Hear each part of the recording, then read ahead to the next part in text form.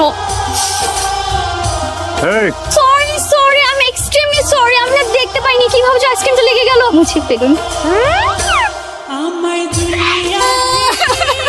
আমার এক্সপেন্সিভ ওড়না, designer dress, এক মাস টানা এক মাস ডিজাইনারের পেছনে ঘুরে আমি জামাটা বানাইছি 15,000 টাকা দিয়ে। দেন আমার 15,000 টাকা ফেরত দেন। 5,000 টাকা হাইড্রা ফেশিয়াল, 4,000 টাকা হেয়ার ট্রিটমেন্ট, আর 1,000 টাকা বকশিস ফেলে দিলাম। বাকি 9,000 টাকা দেন। আমি 9,000 টাকা দিব। লুক নষ্ট করছেন, 9,000 টাকা দেন। তুই আমার 15,000 টাকা দে। তুই তো করি না, আপনার চেহারার সাথে যা ভদ্রভাবে কথা বলেন, না হলে আমি যা করবো ওটা কিন্তু ভালো হবে না। আপনি উল্টে গেলে কি হবে? হ্যাঁ,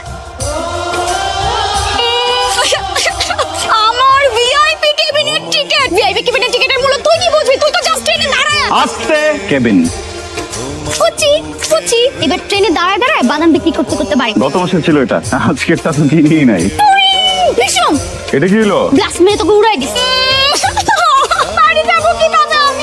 ভিআই কি করেন? কিছু না বেআইন, বাতাস করে বেআইন। আপনি থাকতে বেআইন আমার পাশে, আমার এই অবস্থা কেমনে হইলো? কি হয়েছে ভাই আপনার? জলে জলে বেআইন, আর জ্বালাইতে আইয়েন না।